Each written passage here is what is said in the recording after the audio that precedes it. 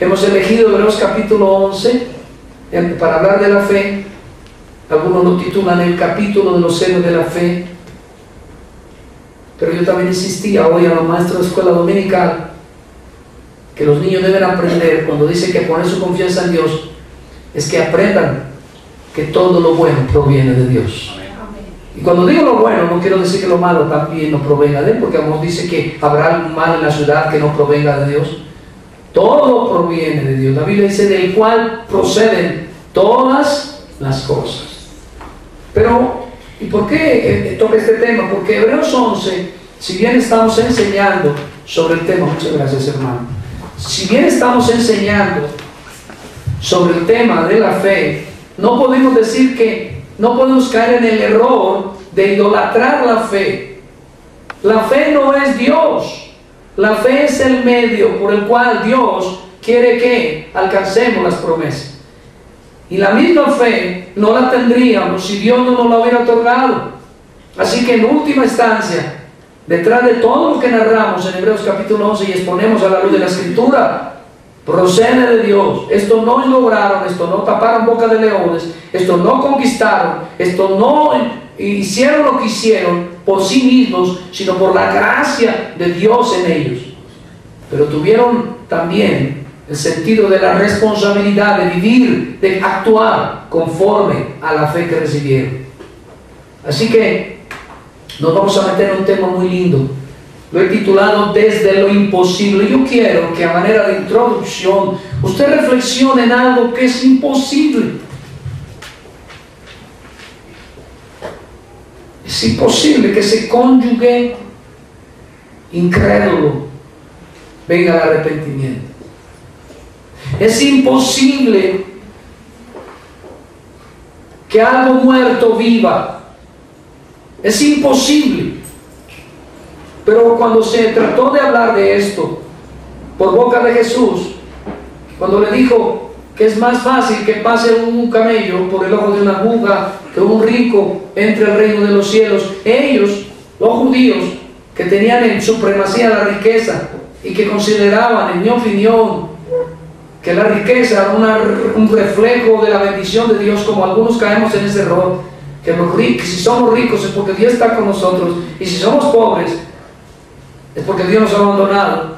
Una teología equivocada. Cuando él le dijo a los judíos que para los ricos era difícil entrar, no imposible en un sentido real, porque los ricos que Dios les regala la regeneración de la fe y el arrepentimiento también se salvan. Ellos le dijeron, entonces, ¿quién podrá salvarse? Preguntaron. ¿Y qué respondió el Señor? Lo que es imposible para los hombres es posible para Dios. Y hoy quiero que usted reflexione y ponga delante de Dios aquello que usted cree que no alcanzará nunca. Yo, por ejemplo, creo que la perfección es algo tan lejano para mí, pero Dios ha prometido y nos llama por medio de la Escritura perfectos, por medio de la Escritura nos llama justos, porque Él llama lo que no es como si fuera. Y Él ha prometido que a los que antes eligió, a esos llamó eficazmente, a esos justificó, y a esos, ni uno menos ni uno más, nos llevará a su gloria y viviremos eternamente con Él. Amén. Desde lo imposible. Hebreos capítulo 11, versos 11 y 12. Leo. Por la fe también la misma Sara, siendo que estéril, recibió fuerza para concebir y dio a luz aún fuera del tiempo de la edad, porque creyó que era fiel quien lo había prometido. Por lo cual también de uno, y ese ya casi muerto, salieron como las estrellas del cielo en multitud y como la arena innumerable que está a la orilla del mar. Desde lo imposible es el título. Escogí un primer punto: la fe sin distinción de género. La fe sin distinción de género. A veces hablamos de fe y casi siempre pensamos en Elías, casi siempre pensamos en Eliseo, casi siempre pensamos en Sansón, casi siempre pensamos en Abraham, el padre de la fe, pero olvidamos que la fe no tiene género. ¿En qué sentido? En el sentido que Dios salva tanto hombres como mujeres, y regeneradas le regala la fe y el arrepentimiento. Pero más allá de eso, no le da una fe, porque quizá uno de los errores que por muchos años yo llevé en mi corazón, hace más de 14 años atrás, uno de los errores que yo pensaba era que tanto fe como arrepentimiento eran un acto.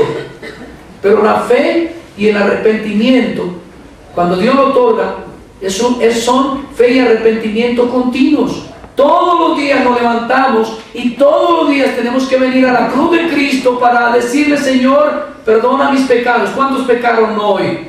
Levanten la mano. Así que todos los días tenemos que tener una actitud de ¿qué? Arrepentimiento.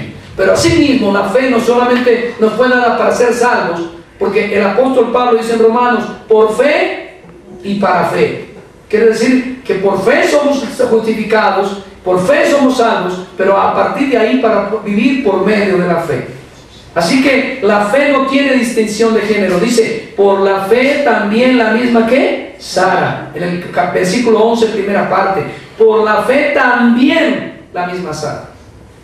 Y me importa mucho ese tema, porque constantemente olvidamos la importancia de las mujeres a lo largo de la historia, santa, y también de la historia de la iglesia.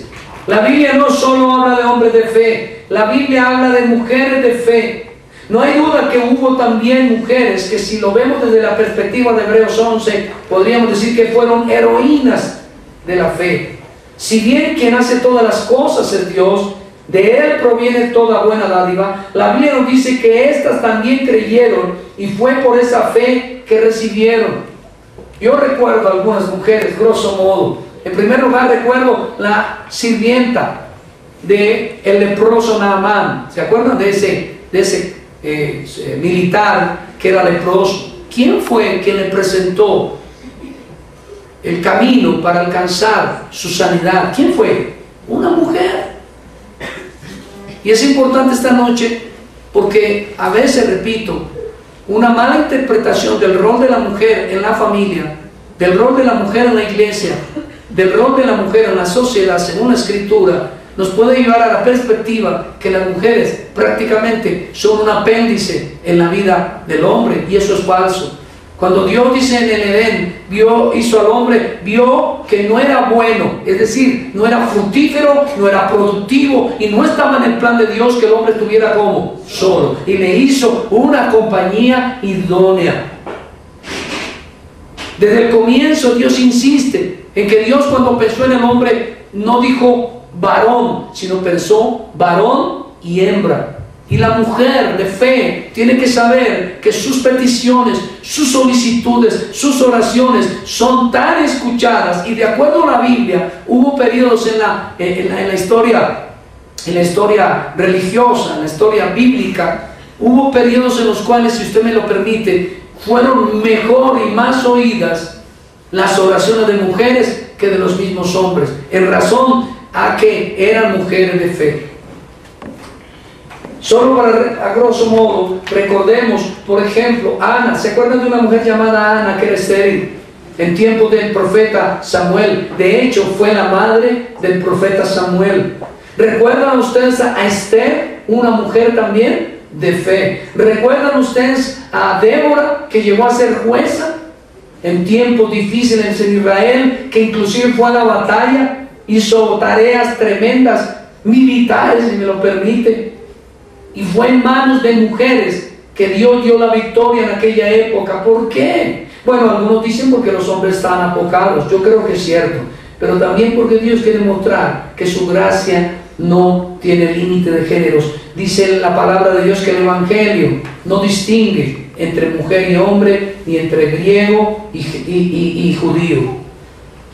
Miren lo que dice la Escritura, hablando de mujeres, en Mateo 9:20. Creo que esta es una de las historias que más nos conmueve, que aquí tenemos inclusive un cántico espiritual que interpretamos.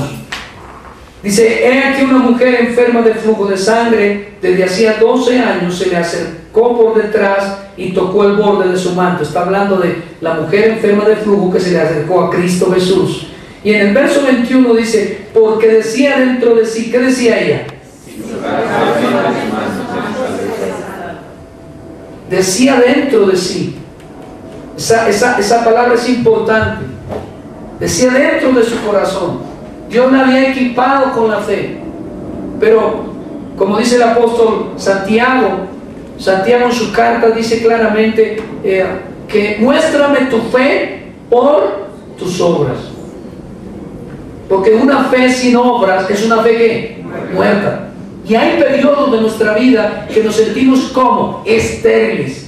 Nos vemos tan discapacitados, imposibilitados. Y yo creo, como lo voy a probar por medio de este pasaje, que son los mejores periodos de la vida de un creyente. Cuando se siente discapacitado y que se encuentra frente a imposibles, son los momentos que Dios suele elegir para mostrar su poderosa gloria y para mostrar que todo lo bueno proviene de Él. Segundo punto, desde la esterilidad. Hebreos 11:11, completo el versículo. Por la fe también la misma Sara, siendo ¿qué? ¿Cómo era Sara? No se escucha. ¿Qué podemos decir que significa estéril? Alguien que me grite desde allá. Improductiva. ¿Qué más? ¿Qué otra cosa es estéril? No poder concebir. ¿Qué más puede ser estéril? Tengo una pregunta. ¿Esa palabra es aplicable a cualquier área de nuestras vidas? Yo en muchas ocasiones, como predicador y como pastor, me he sentido estéril. Que estoy haciendo muchas cosas, pero que no veo fruto, no veo productividad, no veo el fruto de mi labor. Y dice la Escritura que siendo estéril, recibió fuerza ¿de quién? ¿De quién recibió la fuerza? Para concebir, de Dios, y dio a luz aún fuera de tiempo de la edad, porque creyó que era fiel quien lo había prometido. Varios puntos. El primero, ¿por qué titulo este punto desde la esterilidad? ¿Dios de dónde creó todas las cosas? No se oye. Hágale por favor el que tiene a su lado, porque estos sencillos principios bíblicos somos dados a olvidarlos en nuestro caminar cristiano. Es fácil ir a un curso teológico, es fácil escuchar todo un seminario, pero cuando enfrentamos el problema, cuando enfrentamos la adversidad, cuando enfrentamos la necesidad, olvidamos estas verdades. Y realmente la exposición bíblica no es otra cosa que recordar una y otra vez estas verdades a fin de aumentar nuestra fe, de despertar nuestra fe, de aumentar nuestra esperanza y confiar en la gracia que viene de parte de Dios. La Biblia nos enseña entonces que Sara era como estéril. Y debemos recordar, Dios creó todo de la nada. Dios creó incluso el sistema reproductivo. Constantemente olvidamos que los órganos de nuestro cuerpo, sí, son producto de la gracia de Dios. Estaba hablando con un hermano coreano, vino a visitarnos, estaba en la biblioteca, estaba inquieto, es licenciado en teología, un título allá en Estados Unidos, aquí no hay todavía una facultad. Y dijo, yo desde que leo el blog suyo he sentido inclinación de parte de Dios para venir, incluso ahora que he venido tengo una inclinación a visitarlos con el fin quizá de mirar la posibilidad de quedarme aquí. Pero, y me cuenta parte de su vida, y una de las cosas es que él tiene hidrocefalia. Hay una parte del cerebro que se llama el más pequeño, se me escapa la nombre, ¿cómo? Cerebelo. Se le inflama y tiene que desde los 7 años tomar una pasta. Y fuera de eso, la columna vertebral tiene otra enfermedad y se le solidifican los discos, se le vuelven, ya no giran y se va doblando la columna hacia adelante. Y yo me asombré de la capacidad de comprender doctrina, de comprender la verdad de Dios. Y yo le pregunto, Señor, ¿qué es esto? ¿Qué quieres mostrar? Y Él suele llamar a lo que no es, como si fuera, y desde lo que uno no espera que ocurra nada, que ocurra absolutamente todo. Quizá usted a estas alturas dice, mi vida ha sido estéril, no he producido realmente nada, no he dado frutos, no he dado hijos. Y no solo hablo de los hijos espirituales, no solamente hablo de los hijos materiales, sino como le pasó al Señor cuando se acercó a la higuera. ¿Cómo estaba la higuera? Seca. No tenía frutos. ¿Y qué hizo Dios en el caso de la higuera, tipo de Israel? Le maldijo.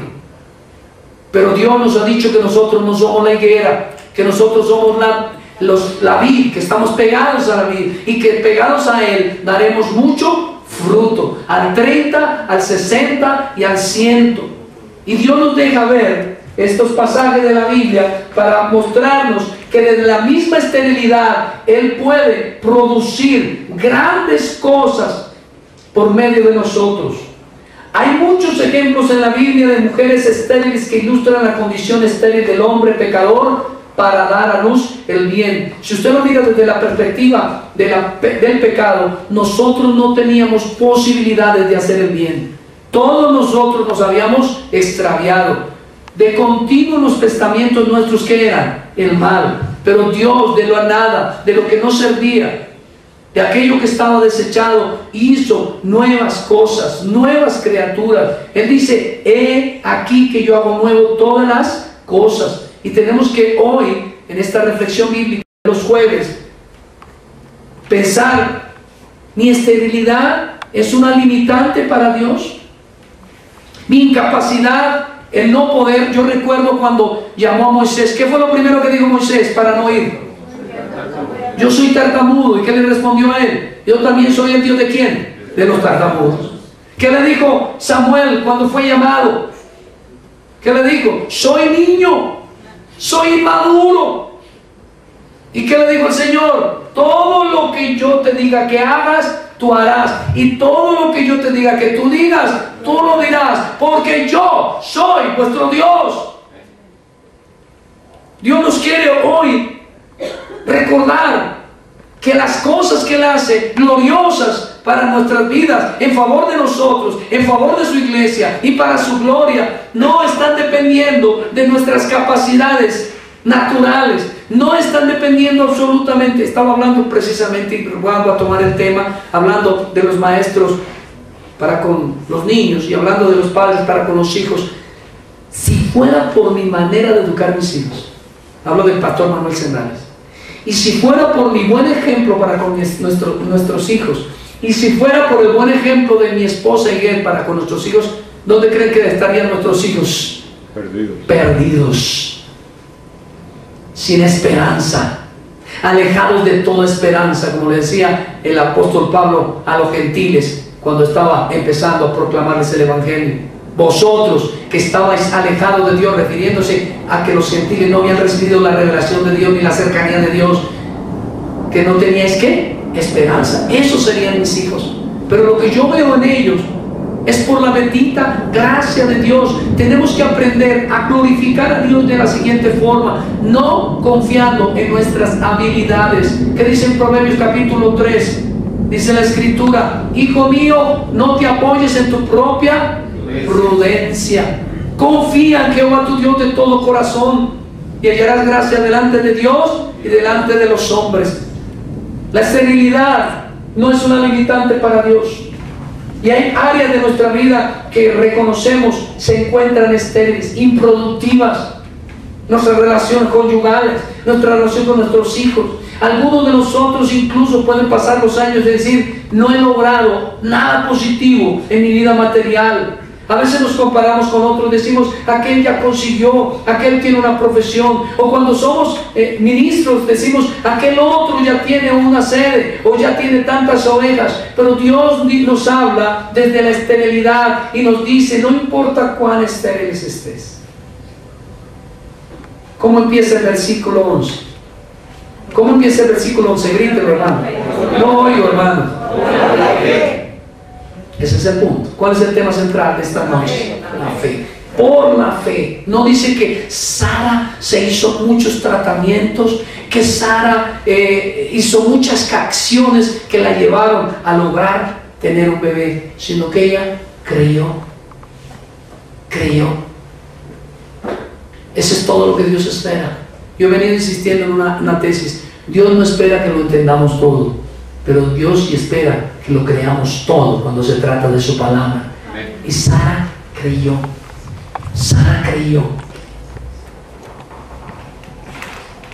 La esterilidad de una religión sin evangelio, sin Cristo, puede ser transformada. El poder de Dios regenerativo. Recuerden que el Señor dice que aquí vosotros sois nuevas ¿qué? Criaturas. Y Dios nos enseña que Él es un Dios de nuevas. Mire, yo vivo marcado por aquel pasaje que dice, y lo reitera, nuevas son sus misericordias cada día. Y todos los días me levanto para escuchar y para ver nuevas cosas grandes que hace el Señor en nuestras vidas. Yo me impresiono cuando David dice, puedo dormir confiado porque el que me guarda no duerme. Hoy estábamos preguntando cuál va a ser el atributo que van a ver los niños de cierta edad. ¿Y cuál es el atributo? Dios es ¿qué? Incansable. ¿Y cómo nos beneficia eso? Invocaba el pasaje de David. Yo no me preocupo, yo duermo tranquilo porque lo que hay que hacer yo no lo puedo hacer. Si Dios no lo hace, tampoco yo lo podría hacer. Si Dios no abre la puerta, jamás se abrirá la puerta. La Biblia dice, no es con ejércitos, no es por fuerza, es por su Santo Espíritu. Y eso es lo que está diciendo esta noche. Usted ha hecho muchas cosas en sus propias fuerzas. Usted ha intentado a su manera, pero nunca se ha sentado a esperar en Él.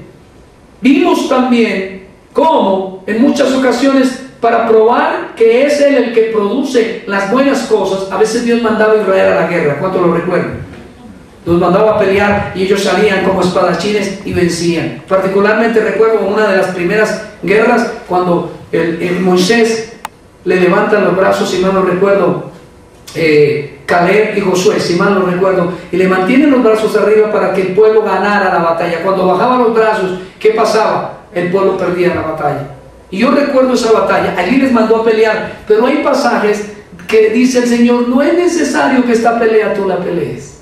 Estad quietos y conocer, Julio, que yo soy Dios. En la mañana devocional estaba viendo un tema. Es una delicia tocar ese tema porque me humilla todos los días. Es el orgullo. El orgullo. El orgullo el orgullo nos vende la idea que nuestras acciones van a cambiar las circunstancias. Pero la Biblia nos dice que en el reino de Dios no es así. Que en el reino de Dios solo hay una cosa que tenemos que tener: creer, tener confianza en Dios, estar quietos y conocer que yo soy Dios.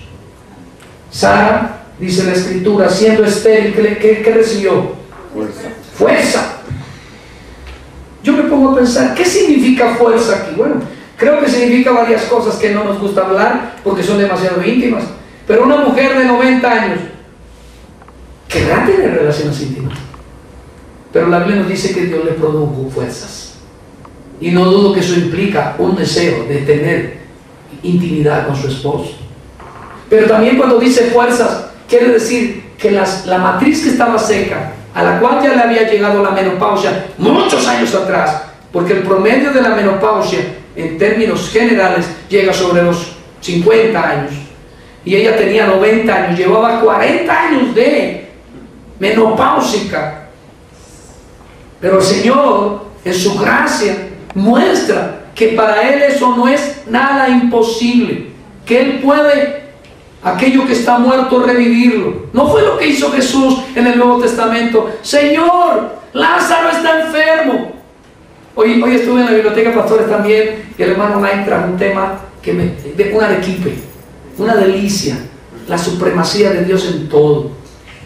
Y qué lindo saber que él decía, a veces nos parece que Dios se demora, a veces creemos que Él se demora, y a la verdad la Biblia nos muestra que en muchas ocasiones Él se demora. ¿Y cómo se demoraría en el caso de Lázaro? ¿Piensa usted que usted es la hermana de Lázaro o el familiar de Lázaro? Señor, Lázaro está enfermo. ¿Qué espera uno que haga inmediatamente Jesús? ¡Corra! Señor, no hay recursos para comprar.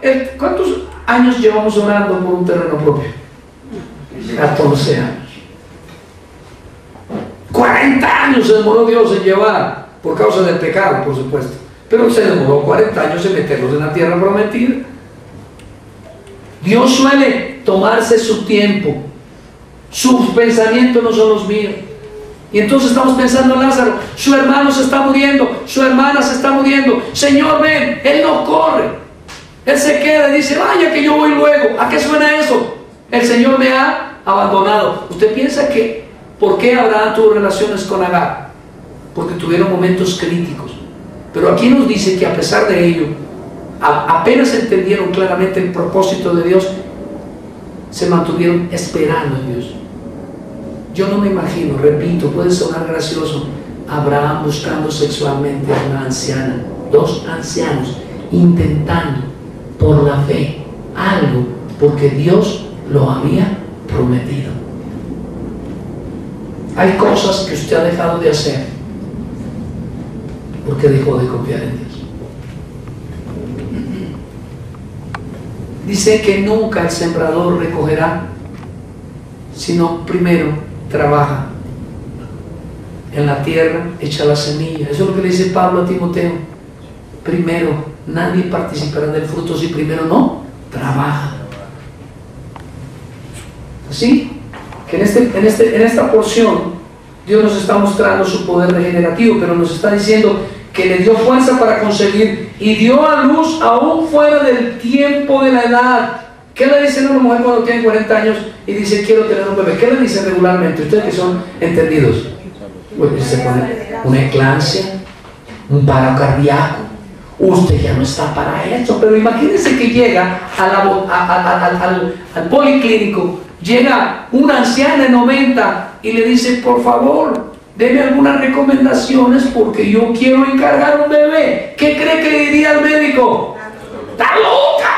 Porque la fe es locura para los que se pierden. Debemos, hermanos, entrar en el reino de la locura de Dios, porque tenemos un Dios que bajo la perspectiva humana es loco, hace unas locuras, hace cosas extrañas y tremendas. Yo no lo alcanzo a comprender. Inescrutable eres, Señor, pero yo sé que Él ha prometido y Él va a cumplir. Amén. Dice la Escritura entonces que esta mujer dio a luz fuera de edad, y la razón ¿cuál es? Vuelve y la repite. ¿Por qué? Porque trabajó mucho, tuvo relaciones sexuales 5 veces en la semana. Los médicos recomiendan, y estoy hablando muy científicamente, espero no despertar ningún espíritu, una lengua de concupiscencia inmunda, pero los médicos inclusive cuando hay problemas de no fertilidad dicen, mire, tome esta posición, hágalo de esta forma, quizá el útero está mal acomodado. Estoy hablando de cosas científicas. Y no importa cuántas formas lo haga, si Dios no lo hace, nadie lo puede hacer. Pero Dios dice aquí que ella concibió primero por la fe, pero la fe le llevó a que, ¿qué dice en esta última parte del versículo? Porque creyó que era fiel, que no había prometido. Hay momentos que pienso que mis hijos no van a ser regenerados. Hay momentos que pienso, Señor, mi mal ejemplo, mi falta de testimonio, mi desconfianza como hombre, como papá, mis carencias, pero recuerdo que no depende de mí, sino depende de su gracia. Y Él ha prometido. A veces uno dice, sí, es verdad que Dios no dijo, cree a todos, porque algunos aplican este pasaje y dicen, cree tú y tu casa serán salvos. Ese pasaje no es para todos. No hay garantía real en términos generales de que todos los hijos de los creyentes necesariamente sean salvos, pero nos tiene otras promesas. Nos dice que Él bendice hasta la 10ª generación de los que temen su nombre. Hay otros lugares para asirnos en la palabra y poder descansar en sus promesas y confiar en Él. Tercer punto, desde la incapacidad. ¿Cuántos de ustedes se han sentido incapaces en algún área de su vida? Levanten la mano. No lo voy a hacer. Yo constantemente, ahora por alguna razón se me han acercado pastores muy jóvenes, me dicen, no lo voy a lograr, yo no fui a lo mejor llamado para esto, yo creo que sería mejor retroceder. Y ahora algunos insistimos en que si no tienen el llamamiento, lo ideal sería congregarse, hacerse miembro de la iglesia, porque es mejor ser buena oveja que un mal líder. ¿Cuántos dicen amén? Pero Estamos hablando de hombres que tienen pasión por el ministerio, que atraviesan momentos críticos y creen que es de su tarea que depende que la iglesia crezca. Pero la Biblia dice que el que añade a los que han de ser salvos, ¿quién es? Dios. Desde la incapacidad, Hebreos 11, 12a, por lo cual también de uno, y ese ya como estaba casi que... ¿No hay causas que damos por perdidas? ¿No hay causas que damos por perdidas? ¿Cómo estaba el de 38 años que estaba junto al lago de Bethesda? ¿Cómo estaba? Casi muerto. ¿Cuánto llevaba esperando que su vida fuera transformada? 38 años. ¿Usted cuánto va a aguantar? ¿Cuánto lleva aquí, Javier? Me hizo señas con los ojos. Hizo 2 veces, quiere decir que debe llevar 2 meses. ¿Cuánto vamos a esperar? Y voy a decirle algo que este pasaje nos indica. Vamos a esperar lo que Dios quiere que esperemos, porque Jehová cumplirá su propósito en mí. Y punto. La buena obra que Él empezó, Él la culminará. Le compartí a un hermano pastor joven hoy que yo atravesé periodos muy difíciles en los cuales yo sabía que Dios me había llamado, pero los frutos hablaban lo contrario. Hubo un momento que habiendo llegado a 40 ovejas o 50, claro, por mi pecado, pero también por propósito divino, llegué a tener, si mal no recuerdo, 7 personas, y 5 eran mi familia entonces, y 2 se querían ir de la iglesia. Y yo dije, esto se acabó, esto no tiene sentido. Dios suele llevarnos al límite con un propósito de probar cuánto confiamos en Él.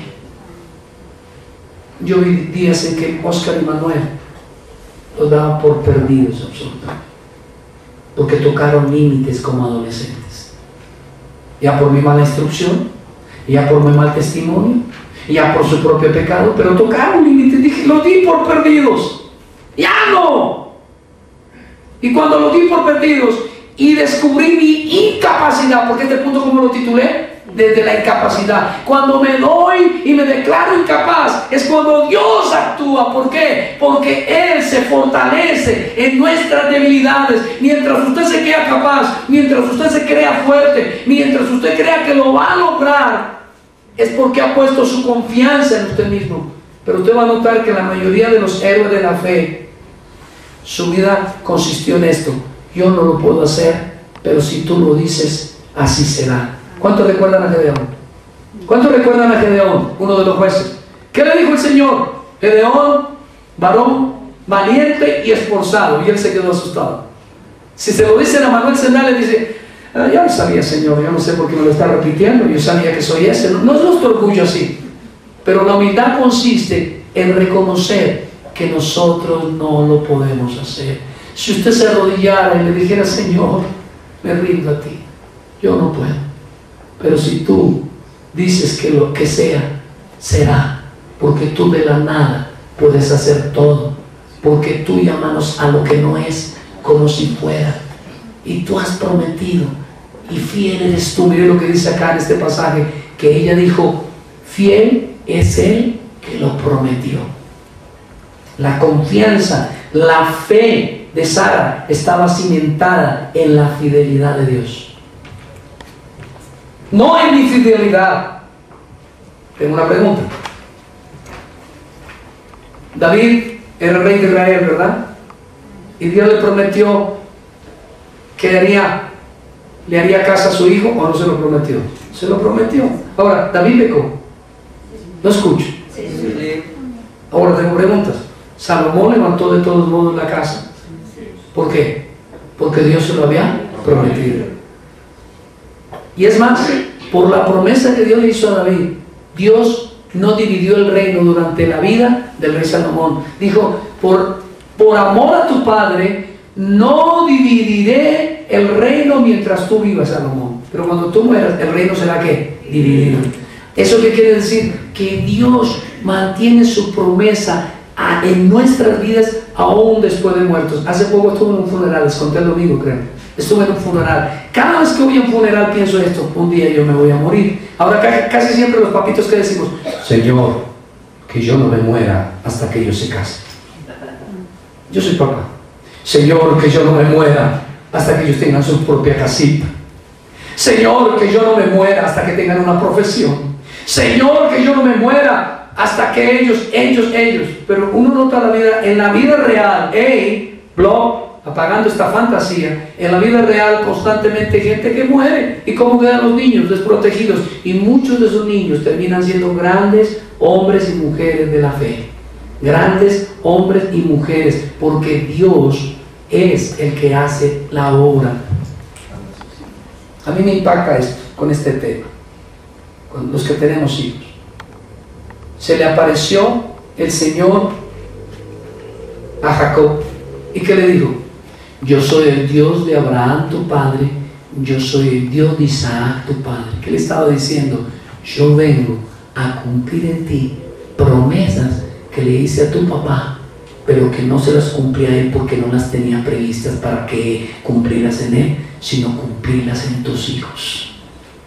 La fidelidad. Hermano, uno muerto ya que usted le dice: mire, hermano, me hace un favor. ¿Cuántas veces uno dice: hermano, si yo me muero? Hasta en las películas. Yo vi alguna vez una película que el soldado se muere, ¿no? Cosas de la guerra y de las películas. Y se muere el soldado, ¿sí? Al héroe siempre le dan un tiro en el hombro, pero a este le lo dieron en el pecho. Y está muriendo y se quita su cadena y le da unas cosas a otro soldado. Le dice: prométeme que los cuidarás. Y claro, la película consiste que el hombre va y cuida a la familia, hasta se casa con la señora viuda que dejó cosas de la película. Pero en la vida real, ¿cuántas veces en el lecho de muerte: prométeme, hijo, que no venderás la panadería? Y el hijo dice: así será. Y cuando se muere el viejito dice: así será, se venderá. No me dejaste terminar. Apenas muere. ¿Por qué? Porque nuestra infidelidad es esa. Pero Dios nos está diciendo claramente esta noche: ustedes no han entendido. Si yo lo prometí, aunque ustedes murieran, yo lo voy a cumplir, porque fiel soy. Tengo una pregunta: ¿Dios le prometió a Abraham una descendencia como las estrellas? ¿Él la vio? ¿Él la vio? No oigo. No. Hay cosas, hermano, que usted no verá. Hay cosas, Alvarito, que no veremos, pero moriremos confiados. Y creo que la paz de morir en Cristo es esa: Señor, lo que no alcancé, tú lo completarás, tú lo harás, porque tú eres fiel.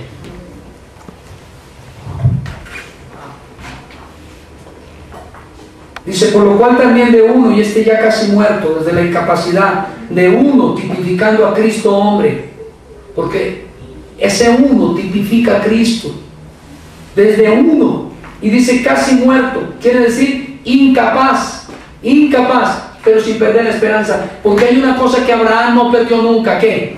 Y hay una cosa que usted no tiene derecho a perder si es creyente. ¿Qué es? Esperanza. Esperanza, porque fe, confianza y esperanza son hermanas trillizas, van juntas siempre, nunca se separan. Si usted tiene la fe, entonces ¿qué tiene? Esperanza. Y la Biblia dice: mientras haya vida.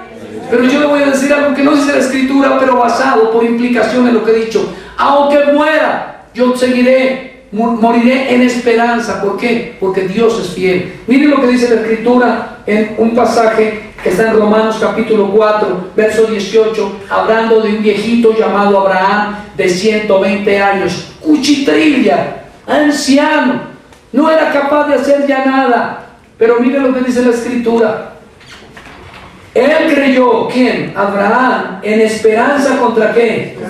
Para llegar a ser padre de muchas gentes, conforme a lo que se le había ¿qué? Dicho. Y así será tu descendencia. ¿Él cuántos hijos vio realmente de la promesa al morir? ¿Cuántos vio?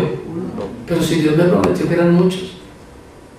Eso nos enseña que hay cosas que Dios no va a cumplir mientras estemos vivos. Muchas grandes visiones y misiones de la iglesia cristiana empezaron en un hombre que no vio nada. Voy a decirles algo que en estos días he reflexionado.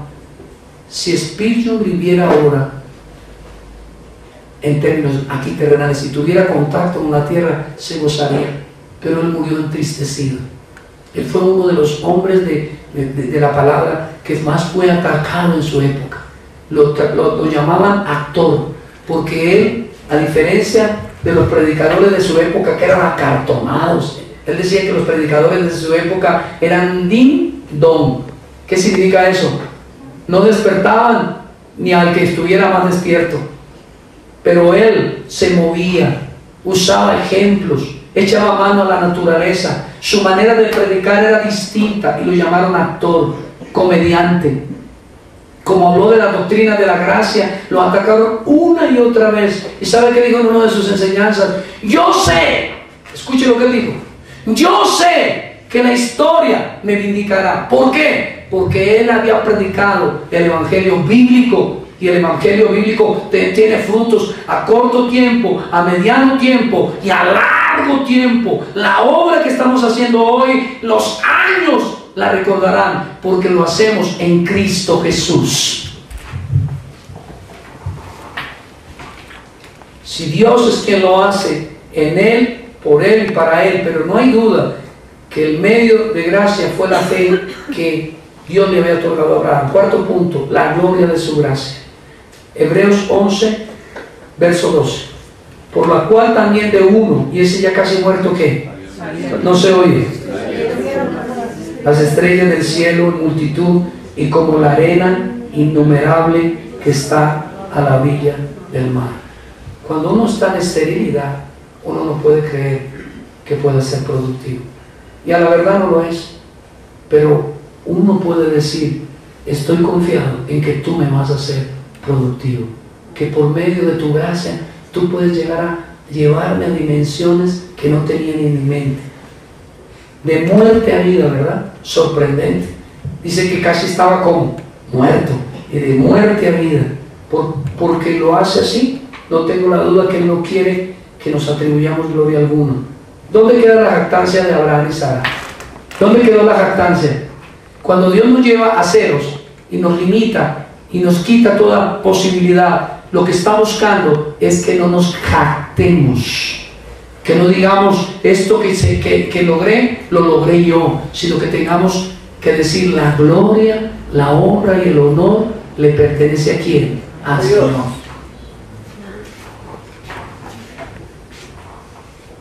Observemos en dónde radica el esplendor de su gloria. Bien, en nuestra debilidad. Porque si estamos débiles, entonces veremos el poder de Dios. En nuestra ceguera, porque si estamos ciegos, veremos su luz. En nuestra pobreza, porque si somos pobres de espíritu, veremos su riqueza.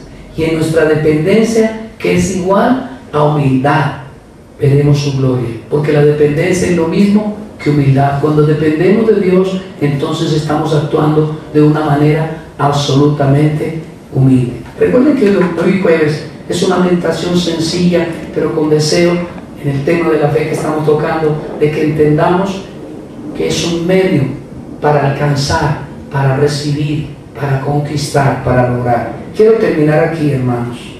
Quiero leer una porción de Isaías capítulo 54. ¿Cuántos vinieron a oír la voz de Dios? Amén. Okay, yo quiero que abra su corazón. Algunos dicen, hermanos, los dichos suyos todavía son demasiado carismáticos, pero no vinimos a oír la voz de Dios. No vinimos a recibir el consejo de Dios. No vinimos a recibir luz. Mire lo que dice Isaías 54, verso 1. Regocíjate. ¿Quién? ¿Cuál?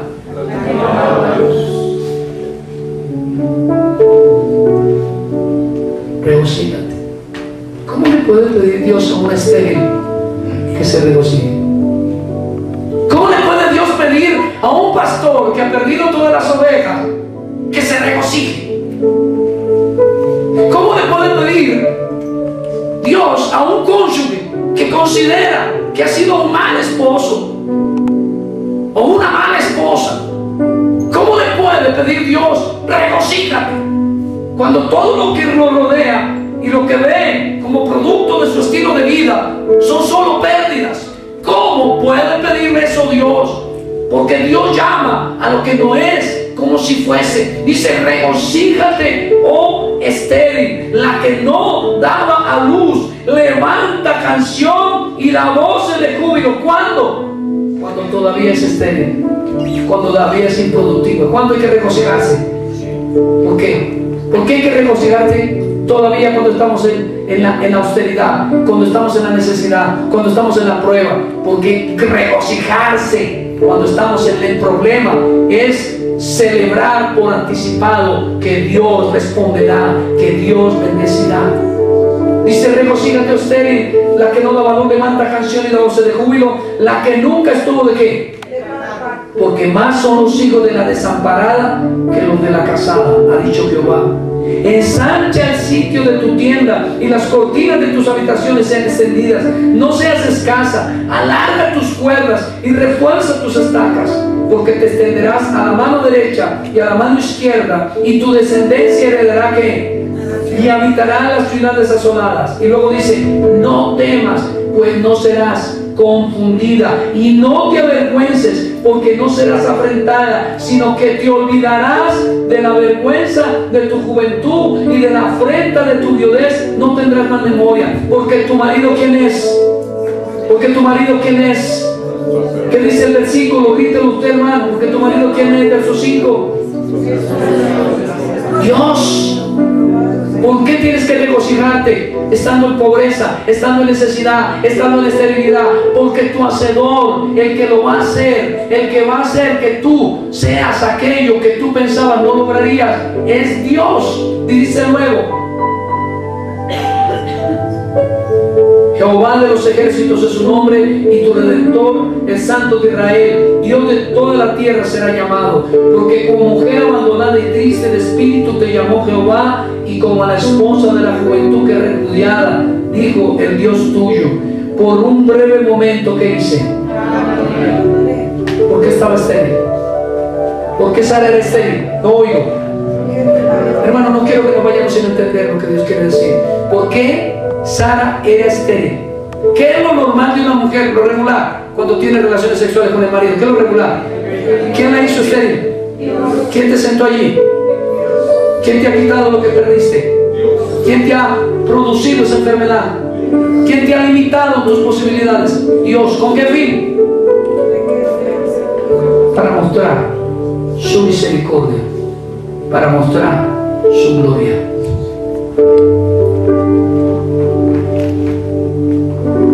Porque como mujer abandonada y triste de espíritu te llamó Jehová, y como la esposa de la juventud que repudiada, dijo el Dios tuyo: por un breve momento te abandoné, pero te recogeré como con gran misericordia. Con un poco de ira escondí mi rostro de ti por un momento, pero con misericordia eterna tendré compasión de ti, dijo Jehová tu Redentor. Porque esto me será como en los días de Noé, cuando juré que nunca más las aguas de Noé pasarían sobre la tierra. Así he jurado que no me enojaré contra ti y te reñiré. Permítame decirles para terminar que aquí está el Evangelio de Cristo. Cristo vino para hacer paz entre los pecadores y Dios. Y Dios ya no tiene enojo con nosotros. La ira de Dios no está sobre usted. Sobre usted está la gracia, la misericordia, el amor de Dios. Y eso es lo que está diciendo esta noche. No importa cuál estemos, pensemos que estamos. Si confiamos en Él, Él hará. Si esperamos en Él, veremos su gloria. Y si invocamos su nombre con tremendas cosas, nos responderá el Señor. Hace años yo nunca pensaba que Dios fuera a tomarme en cuenta para tantas cosas como lo está haciendo ahora. Dios está ensanchando la tierra. Dios nos está diciendo por medio de su escritura: no sean escasos en la fe. En cierta ocasión oí un predicador contar la historia de la mujer de los que tenía un poco de aceite en el tiempo del profeta Eliseo. ¿Qué le dijo el Señor? Trae vasijas. ¿Cuántas vasijas trajo? No sé, pensemos que 10. ¿Y todas qué?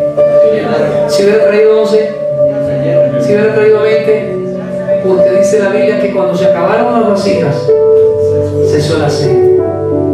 ¿Qué nos está diciendo de esta noche?